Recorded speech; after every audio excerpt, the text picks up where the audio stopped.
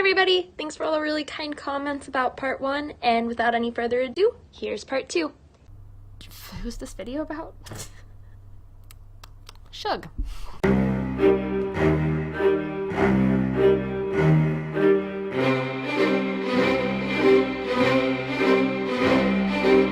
So, anyway, Suge proceeds to sign on a couple of people, specifically DJ Quick, who I personally don't know, and if you're, joining this and aren't familiar on the history of rap in general, I certainly wouldn't expect you to know him. But the other person is the d.o.c, d.o.c, the d.o.c, and he apparently had a song featured in Grand Theft Auto San Andreas. I don't know, knowing what they did isn't the important bit here, except that they had ties to the N.W.A, and I'm sure you have heard of the N.W.A for songs like The Police or Straight Outta Compton. And what's important there are two names, Dr. Dre, who I guarantee you've heard of, and Eazy-E. They were both founding members of the N.W.A.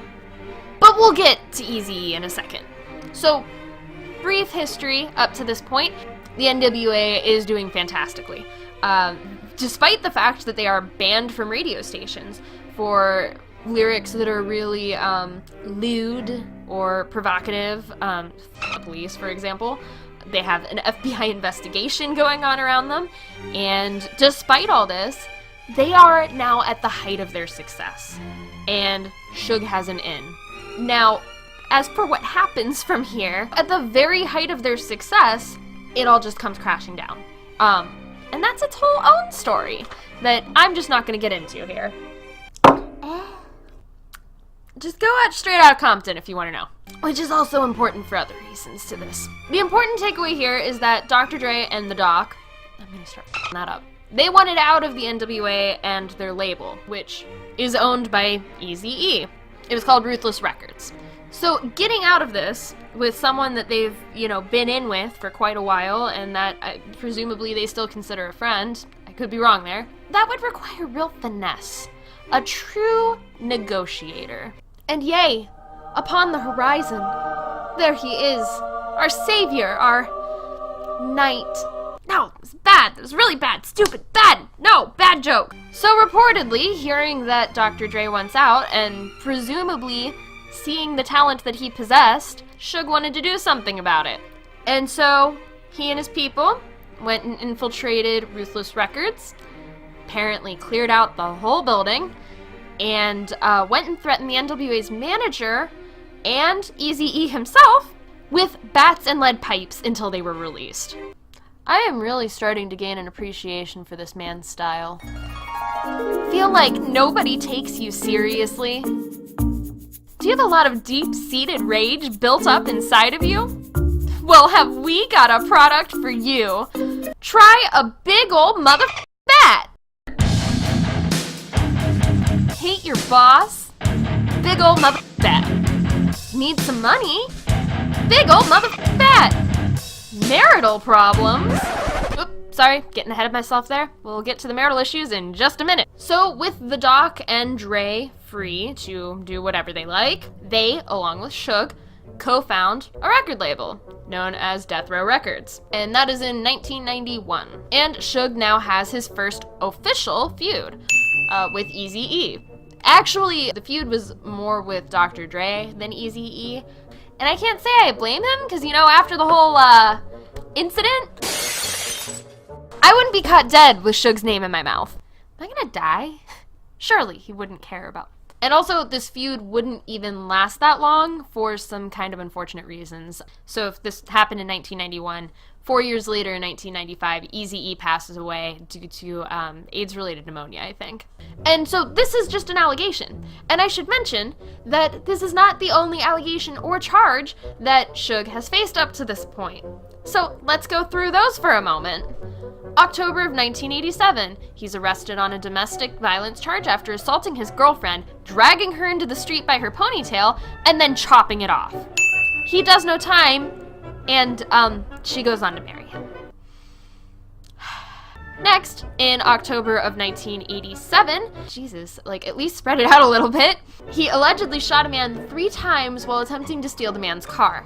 As a result, he's arrested for auto theft, carrying a concealed weapon, and attempted murder. And despite all of this, he pleads guilty to a misdemeanor charge, receives 3 years of probation, and a $1,000 fine. It's theorized that because he was a student athlete, he does no time. Ha! And a direct quote from Suge about this, "It went to a misdemeanor. I shot him with his own gun." Jesus Christ. 1988, an alleged assault at the Los Angeles International Airport. Does no time. 1990, he breaks a man's jaw with a pistol while distributing cocaine and running guns, something he's apparently been doing since college, at least. He pleads guilty to felony assault with a deadly weapon and receives a $9,000 fine and 2-year suspended sentence. In the end, he pleads guilty to carrying a concealed weapon, he receives more probation, and again, does no time. Ha! Ah! On top of this, he also pleads guilty to 2 cases of battery this year, more probation, still no jail time. He's caught with a deadly weapon in Beverly Hills and gives a false name. He receives another suspended sentence and no jail time. So we're up to, how many allegations? Like, this guy has had so many allegations and arrests up to this point, and we're still not done. Like, I would go in to look up more information about one of these crimes to try and get, like, the full picture, and I would come up with more allegations. No one seems to have a complete list of everything that this man has been accused of or charged of. And, like, you have to think, this can't be real, right? Like, surely, some of these are probably false because people felt like they could say anything and it would just stick to him, right? Or was it really just all this insane? Anyway, moving on, Death Row exists. It is founded, it's doing stuff, and it's actually doing great. Dre is having record levels of success, and then Snoop Dogg joins the label, and he's even more successful than Dre. And Suge, bless his heart, makes the claim that he's gonna go on the straight and narrow from here on out. And he totally sticks to his word. Totally. Never mind that brawl that was started outside of a movie premiere that took 80 cops to break up. I don't want it. Or that time Suge beat another man with a pistol for using an office phone without permission. Or that time he pled guilty to 2 counts of assault with a firearm. Or that time he was potentially involved in someone getting stomped to death at a death row party. I did say this tea was strong. So that brings us to however many allegations. And that's leaving out any lesser charges, like possessing a firearm illegally, carrying a concealed weapon, anything like that. But I mean, who's counting?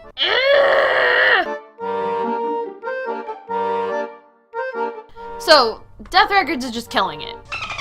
No pun intended. But they are not the only label out there. Bad Boy Records is also up and coming and doing very well. They are owned by Sean Combs, aka Puff Daddy, P. Diddy, Puffy, Diddy, etc. You probably know who I'm talking about. With the addition of Notorious B.I.G. to the Bad Boy record label, who you also probably know as, you know, Biggie Smalls, things are tense, to say the least. The rivalry's heating up, and now we have, for the first time, an actual East Coast-West Coast rivalry with Bad Boy in the East Coast and Death Row in the West. Regardless, at this point, Death Row's success and the fact that no charge wants to stick, I'd imagine, I would place money on the fact that he feels untouchable. I know I would. And so, because he just can't leave it there, he decides to take this rivalry to the next level. It's now the August of 1995.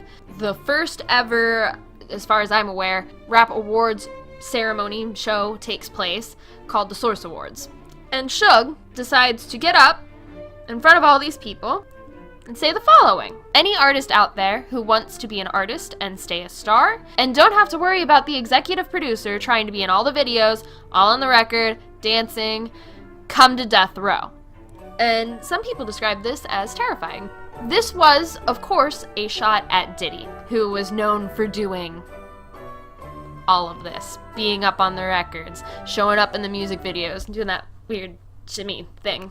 And Diddy, who apparently, according to him, thought they were friends up to this point, actually felt the need to go up to Suge after the show and be like, what was that about? Like, what were you talking about me?